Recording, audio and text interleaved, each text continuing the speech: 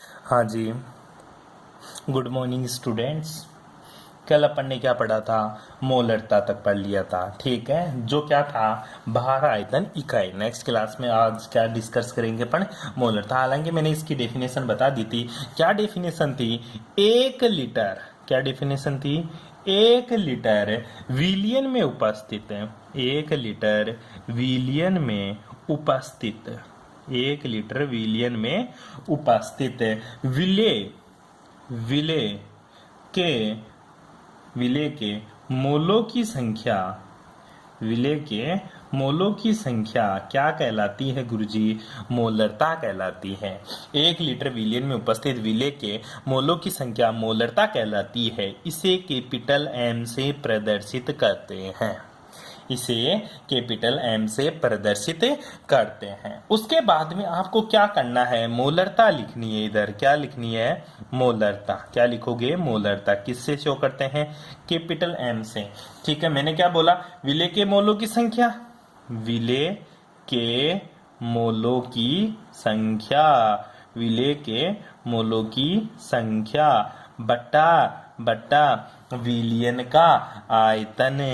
विलियन का आयतन किस में रहे? विलियन का आयतन किस में गुरुजी? लीटर में। किस में?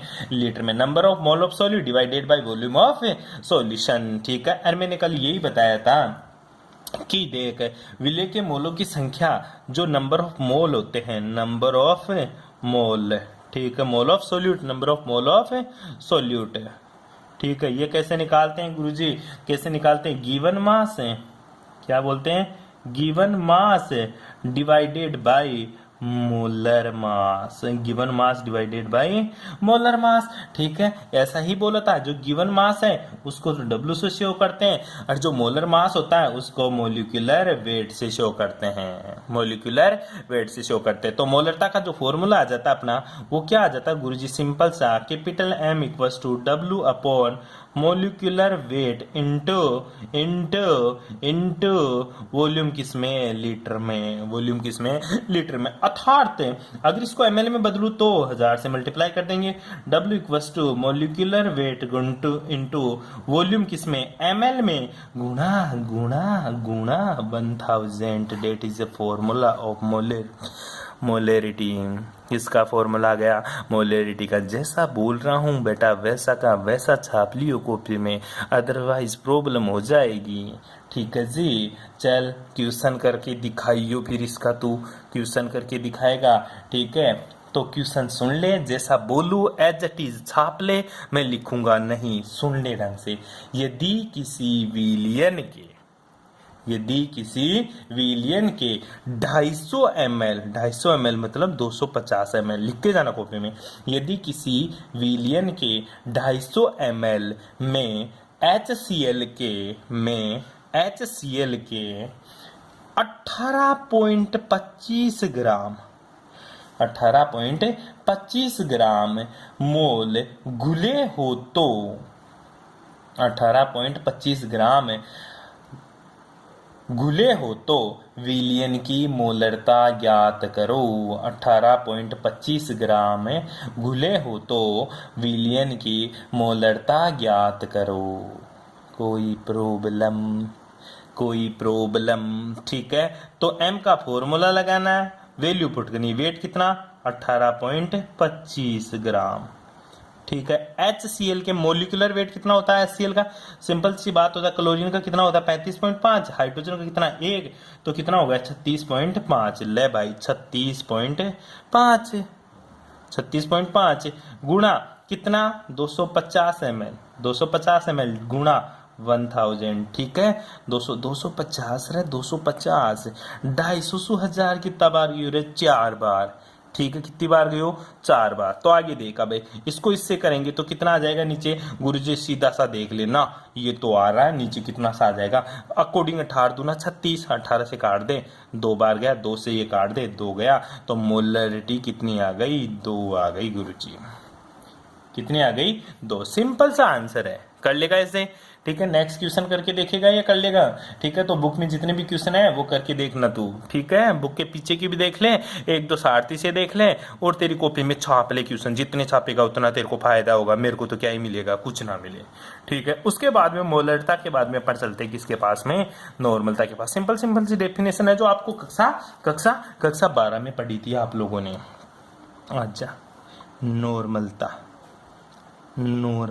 नॉर्मेलिटी, इंग्लिश वाले सुन लो रे, नॉर्मलिटी बोलते हैं इसको, कैपिटल एन से शो करते हैं। कुछ नहीं, डेफिनेशन वही है। वहां पे 1 लीटर विलियन में उपस्थित विलेय के मोलों की संख्या, यहाँ पे लिखेगा 1 लीटर विलियन में उपस्थित विलेय के ग्राम तुल्यांकों की संख्या। क्या लिखेगा? 1 लीटर, क्या लिखेगा रे?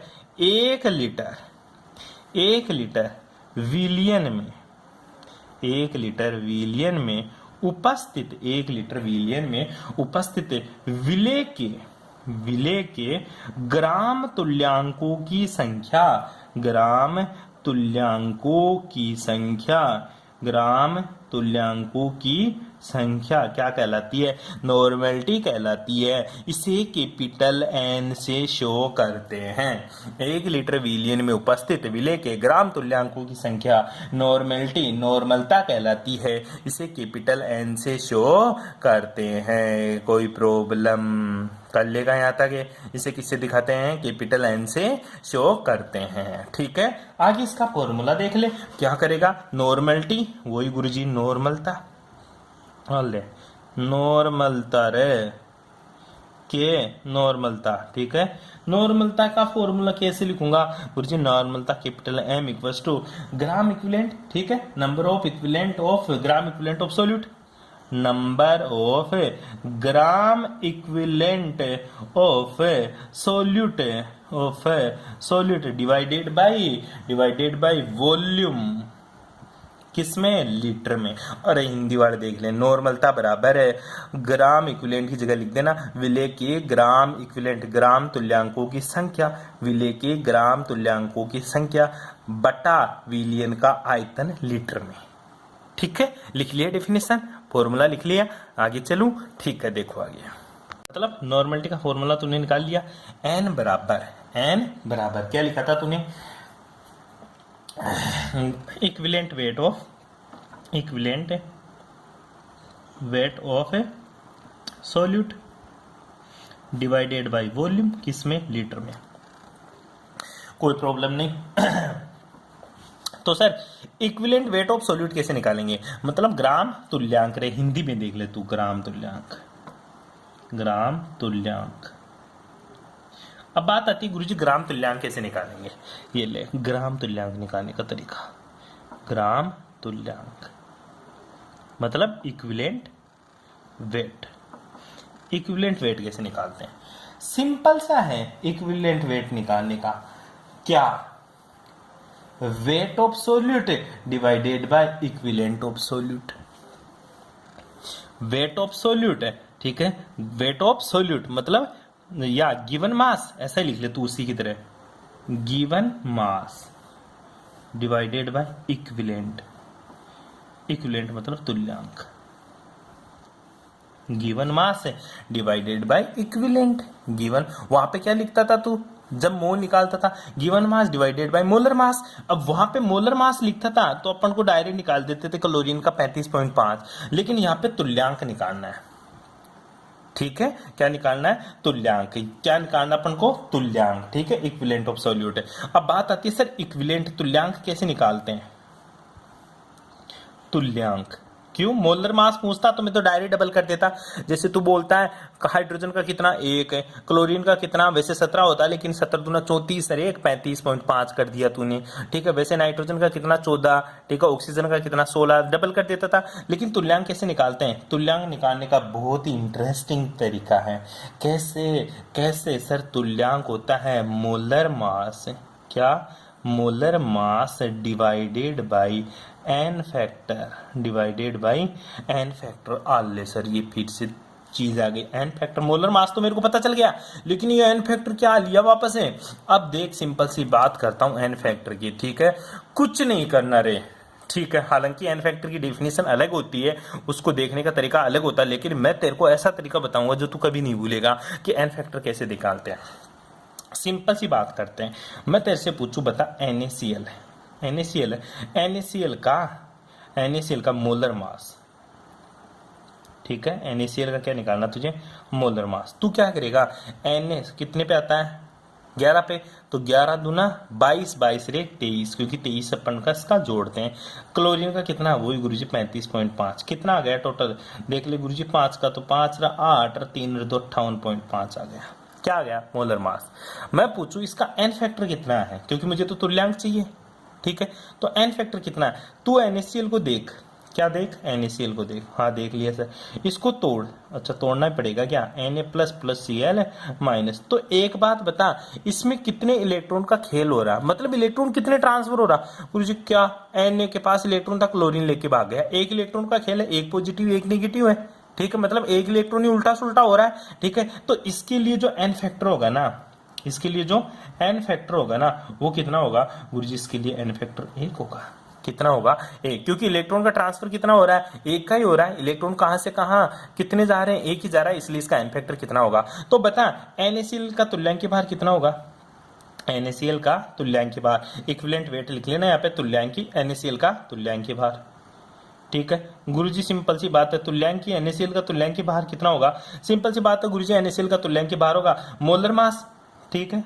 Molar mass divided by N factor, ठीक है, तो मोलर मास कितना गुरुजी 58.5 और एन फैक्टर कितना 1, तो सर इसका इक्विवेलेंट वेट और मोलर मास दोनों सेम ही होंगे, दोनों सेम ही होंगे। तो दूसरा एग्जांपल देख ले एक बार, हालांकि मुझे नहीं करवाना चाहिए क्योंकि कक्षा 12 में तू कर चुका, लेकिन फिर भी मैं तेरे को ये बता रहा हूं, दोबारा अपन निकालते किसका, H2SO4 का, किसका रे, H2SO4 का। तो H2SO4 का तू क्या निकाल, सबसे पहले मोलर मास निकाल, क्या निकाल, मोलर मास कितना आएगा गुरुजी H2SO4 का, हाइड्रोजन का कितना होता है 1, तो 2 हाइड्रोजन है, तो टोटल कितना हो जाएगा 2, ठीक है, हाइड्रोजन का ध्यान रखना है। सल्फर, सल्फर ओ सावधानी सी टिप, सल्फर किसके नीचे आता है, फास्फोरस सल्फर, और किसके नीचे आता है, ऑक्सीजन के नीचे, तो 16, 16 दूना 32, कितना हो जाएगा, डबल करते 32, ऑक्सीजन का कितना होता है 8, 8 8 16, और 4 ऑक्सीजन है तो 4 से गुणा कर दे, कर दिया, टोटल जोड़ दी 8, 98, कितना 98, तो इसका मोलर मास कितना आ गया गुरुजी 98। इस तरह से अपन निकालते हैं मोलर मास, ठीक है। मैं पूछूं H2SO4 का मोलर मास तो तू निकाल लिया, लेकिन गुरुजी H2SO4 का तुल्यांकी भार बता, H2SO4 का तुल्यांकी भार, H2SO पॉइंट को छोड़ के पता नहीं कहां चला गया मैं, H2SO4 का तुल्यांकी भार कैसे निकालेगा, H2SO4 का तुल्यांकी भार गुरुजी वही मोलर मास, ठीक है, molar mass divided by N factor, ठीक है, मोलर मास कितना है 98। अब एन फैक्टर कैसे निकालूं, आधा तोड़ दे, H2SO4 कैसे टूटता है गुरुजी, सिंपल सी बात है, ऐसे टूटता है 2H plus plus 2SO4 2 minus. तो बता इसमें कितने इलेक्ट्रॉन ट्रांसफर हो रहे हैं गुरुजी, इसमें 2 इलेक्ट्रॉन ट्रांसफर हो रहे हैं, क्योंकि 2H प्लस 2 इलेक्ट्रॉन देकर SO4 2 माइनस बना दिया। इलेक्ट्रॉन कितने ट्रांसफर हो रहे हैं 2, तो इसके लिए एन फैक्टर कितना आ गया गुरुजी 2। तो बता इसका तुल्यांकी भार कितना आ जाएगा, 2 का डिवाइड कर दे और कर ले, सिंपल सी बात है, इसमें इसका डिवाइड करेंगे तो 2 चौक 8, 2 नाम 18, बैठ गई चीज समझ में। इस तरह से ये इसका तुल्यांकी भार और मोलर मास निकालते हैं। तो वापस आ जा जहां थे वहीं पे वापस आ जाए, ये तो सिंपल सी चीजें तुझे मैंने बता दी। हाँ, निकालेगा ग्राम इक्विवेलेंट, तो देख नॉर्मलिटी बराबर equivalent weight of solute divided by volume, तो ग्राम तुल्यांक कैसे निकालेगा, गिवन मास बटा तुल्यांकी भार। अब तुल्यांकी भार कैसे निकालूंगा, molar mass divided by N factor, ठीक है, यहां तक तू लिख लेगा, उसके बाद में चीजें यहां वैल्यू पुट कर देगा वापस से, ठीक है। इससे ग्राम तुल्यांक इक्विवेलेंट वेट ऑफ सॉल्यूट, ग्राम तुल्यांक कैसे निकालेगा, वैल्यू पुट कर देगा यहाँ पे, तो नॉर्मलिटी की इक्वेशन क्या हो जाएगी, ये तीनों लिख लेगा, ठीक है, फिर इसकी वैल्यू यहां पुट कर दे, ठीक है। तो नॉर्मलिटी का जो फॉर्मूला आएगा वो क्या आएगा, वो दे मैं नीचे चलता हूं, ठीक है। तो नॉर्मलिटी बराबर क्या आ जाएगी, नॉर्मलिटी बराबर आ जाएगी गुरुजी given mass divided by equivalent weight, ठीक है, इनटू वॉल्यूम किसमें, लीटर में। अगर इसको मैं ml में करूं, ठीक है, तो क्या आ जाएगा, वो गुरुजी given mass divided by equivalent weight into V ml में इंटू 1000। ठीक है, ये ले नॉर्मलिटी। अरे नॉर्मलिटी में कोई प्रॉब्लम है? ठीक है, बस ये चीज तेरे को ध्यान रखना है। यहाँ पे इक्विवेलेंट वेट आएगा, वहां पे मोलिकुलर वेट आता था। इक्विवेलेंट वेट निकालने का सीधा सा तरीका होता है, इक्विवेलेंट बराबर क्या होता है गुरुजी? Molar mass divided by N factor. क्या? मोलर मास है। अब यहाँ पे लिख लेना नीचे, molar mass divided by N factor. ठीक है, ये ले गुरुजी, सिंपल सा। ठीक है, नॉर्मलिटी निकाल सकता है ऐसे तू। ठीक है, चल क्वेश्चन करके देखते हैं अपन नॉर्मलिटी और मोलरिटी का दोनों का करें। ठीक है, चलो बढ़ते हैं आगे। हाँ रे देख, क्वेश्चन पढ़ लिख दिया तेरे लिए। ठीक है, अदरवाइज मैं नहीं लिखता ये क्वेश्चन। लिख ले तू, H2SO4 के 49 ग्राम 500 ml विलियन में घुले हुए रहते हैं, तो इसके लिए मोलरिटी और नॉर्मलिटी ज्ञात करो। मोलरता और नॉर्मलता ज्ञात करो। छोटा सा क्वेश्चन है जी, देख तू, सिंपल सी बात है। पहले तो गिवन मास कितना है? गिवन मास गुरुजी 49 ग्राम। ठीक है, वॉल्यूम कितना दे दिया गुरुजी? 500 ml। ठीक है, तो मोलरिटी क्या हो जाएगी? गिवन मास, क्या? Given mass divided by molar mass, into volume किसमें? ml में, इंटू 1000।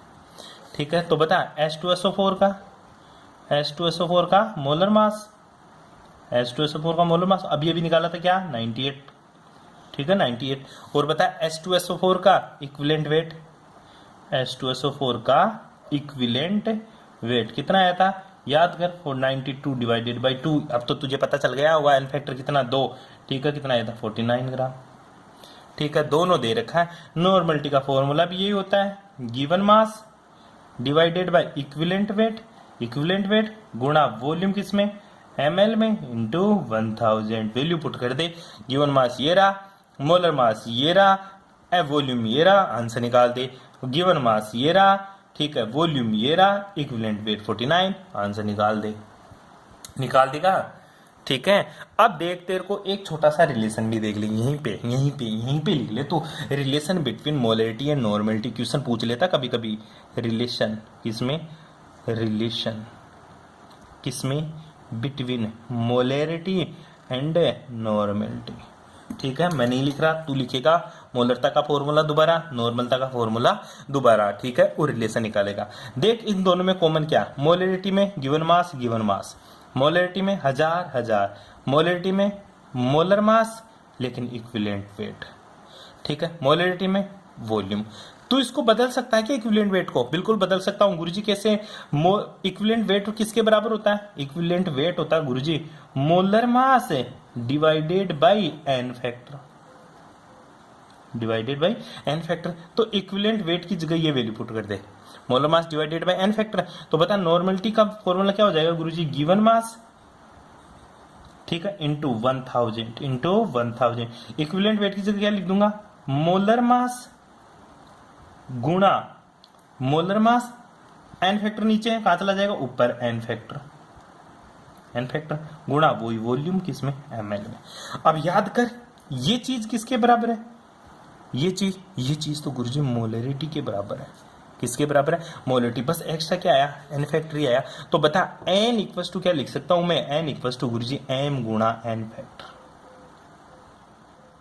बता रहे ओ भाई, देख ले, एन इक्वल्स टू एम गुणा एन फैक्टर, मतलब नॉर्मलता बराबर मोलरता गुणा एन फैक्टर। ये दोनों में रिलेशन आ गया। ढंग से देख ले मैंने क्या क्या जुगाड़ कर दी यहीं पे। ठीक है, ये इन दोनों में छोटा सा रिलेशन आ जाता है। यहां तक किसी को कोई प्रॉब्लम? ठीक है, आगे चलते अपन फॉर्मलता। एक और रह गया तेरा फॉर्मलता कुछ नहीं होती, सिंपल सा है एक तेरा फॉर्मलता किसका निकलता है? पहली बात तो फॉर्मलता नाम से ही पता है गुरुजी कोई फॉर्मूला होगा। हाँ, अरे बस इतना सा तेरे को पता चल जाए ना, फॉर्मलता मतलब फॉर्मूला, तो तेरी नैया पार हो जाएगी। आजा फॉर्मलता, आजा रे फॉर्मलता। ठीक है, ये ले फॉर्मेलिटी। अंग्रेजी बढ़िया है रे, हिंदी में पता नहीं क्या ही क्या बोलना पड़ता है।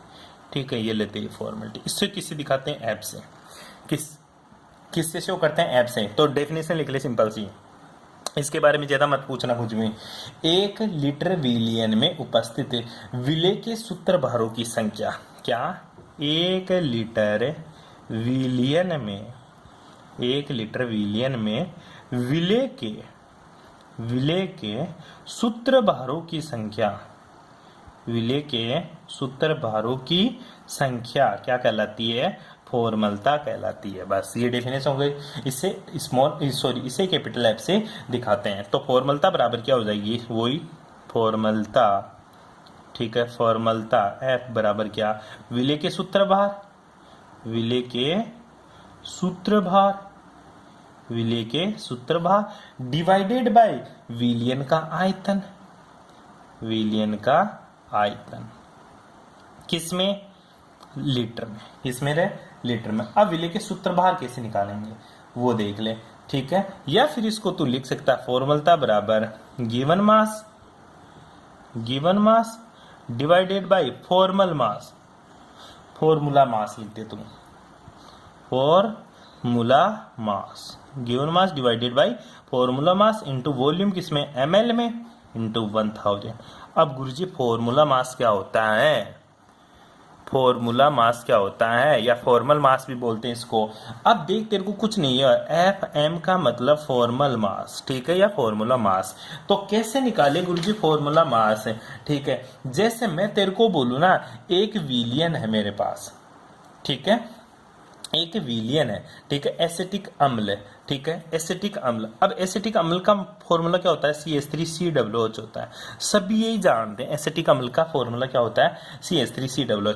बट एक्चुअल में मैं पूछूं फिर एसिटिक अम्ल का फॉर्मल मास कितना होगा, तो ये बेटा द्विलक के रूप में होता है। द्विलक के रूप में कैसे? जैसे CH3, ठीक है, C++OOH, ठीक है, इधर लिख दूं मैं CH3COH और यहाँ पे डबल बॉन्ड O। तो इन दोनों के बीच में हाइड्रोजन बॉन्डिंग होती है।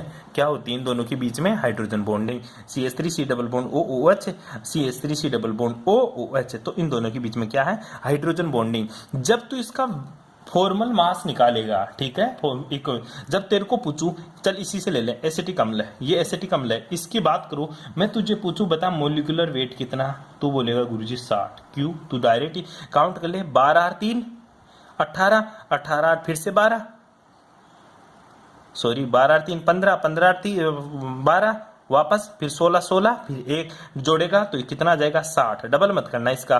फिर मैं तेरे को पूछूं बता मोलिकुलर वेट बता दिया, मैं पूछूं तेरे को इक्विवेलेंट वेट कितना आएगा, वो ही आएगा गुरुजी 60, क्योंकि एन फैक्टर 1 रहेगा। लेकिन जब इसकी बात करूं मैं फॉर्मल वेट कितना आएगा, तो 120 आएगा, डबल आ जाएगा। क्यों? फॉर्मूला बनाना है। फॉर्मूला कब बनेगा गुरुजी? ये द्विलक के रूप में होता है। किसके रूप में होता है? द्विलक। द्विलक मतलब ये डाइमर के रूप में होता है। तो फॉर्मल मास कितना यूज करेगा? 120।